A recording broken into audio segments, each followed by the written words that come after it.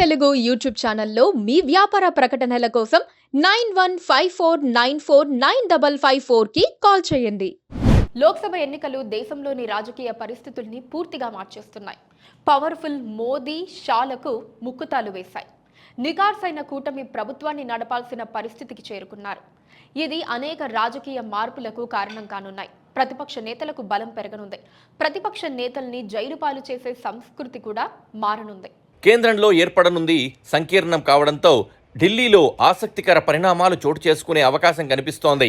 ఇప్పటి వరకు జరిగినవన్నీ మారిపోతాయి. ముఖ్యంగా బీజేపీ ఏకపక్షంగా ప్రభుత్వాలను కూల్చేందుకు ప్రయత్నాలు చేసేది.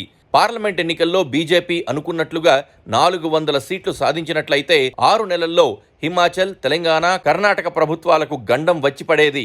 కానీ ఇప్పుడు అలాంటి ప్రయత్నాలను బీజేపీ చేసే అవకాశం లేదు. తేడా వస్తే కుర్చీ లాగేసే మిత్రపక్షాలున్నాయి. అలాగే బలమైన ప్రతిపక్షమూ ఉంది. అందుకే దేశంలో కీలకమైన మార్పులొచ్చే అవకాశం కనిపిస్తోంది. ప్రభుత్వాల జోలికి వెళ్లేంత వెసులుబాటు ఇప్పుడు బీజేపీకి ఉండదు. ప్రతి రాజకీయ నిర్ణయం మిత్రపక్షాలపై ప్రభావం చూపుతుంది. వారి స్పందన ప్రభుత్వాన్ని కూల్చే ఛాన్స్ కూడా ఉంటుంది. అందుకే అలాంటి పనులు చేయరు. అదే సమయంలో ఇతర పార్టీలపై దర్యాప్తు సంస్థల దూకుడు కూడా తగ్గే అవకాశం ఉంది. నెలల తరబడి జైళ్లలో మగ్గుతున్న వారికి విముక్తి లభించనుంది. ఈడీకున్న అధికారాల పేరుతో కొంతమందిని నెలల తరబడి జైళ్లలో పెట్టేస్తున్నారు. ముఖ్యమంత్రులను కూడా వదల్లేదు. జార్ఖండ్ సీఎంగా ఉన్న హేమంత్ సోరెన్ను 2 ఎకరాల కేసులో అరెస్ట్ చేశారు.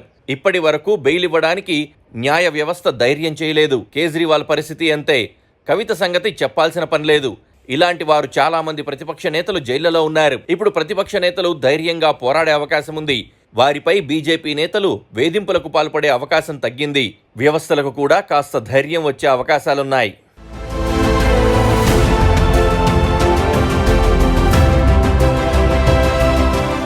లోక్సభలో 543 స్థానాలున్నాయి. అందులో కనీసం 55 సీట్లు గల పార్టీకి సభలో ప్రతిపక్ష హోదా లభిస్తుంది.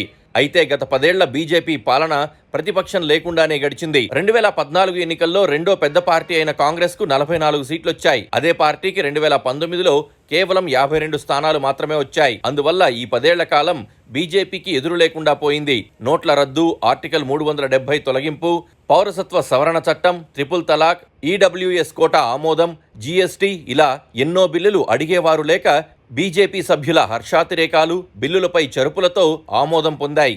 ఈసారి కాంగ్రెస్కు 99 సీట్లొచ్చినందున ఆ పార్టీకి అధికారిక ప్రతిపక్ష హోదా లభిస్తుంది. దానికి చట్టబద్ధ అధికారాలు ఉంటాయి. రాబోయే లోక్సభలో అన్ని ప్రభుత్వ నిర్ణయాలపై చర్చకు ఆస్కారం ఉంటుంది. భిన్న పార్టీల సభ్యులకు మాట్లాడే అవకాశం లభిస్తుంది. ప్రశ్నించే గొంతులు పెరుగుతాయి. ఆ చర్చ రికార్డవుతుంది.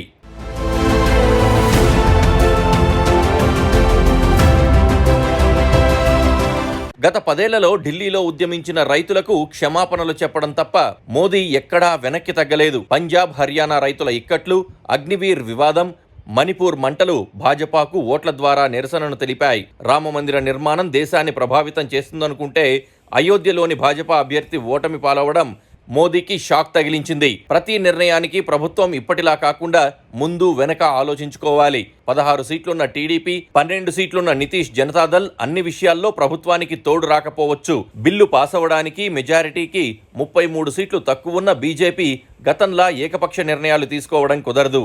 క్రితం మాదిరిగా నచ్చిన వారిపై ఐటీ, ఈడీ, సిబిఐ దాడులు చేసేందుకు కూడా మోదీ సాహసించకపోవచ్చు. దేశ రాజకీయాల్లో వచ్చే కీలక మార్పు ఇదే.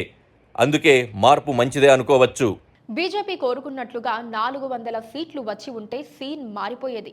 ప్రజాస్వామ్యం వెనకబడిపోయేది. ఆ ముప్పు నుంచి ప్రజలు బయటపడేశారని అనుకోవచ్చు.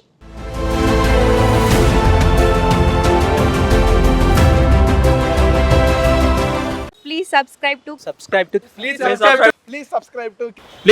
to KTV Telugu. KTV Telugu. KTV Telugu channel.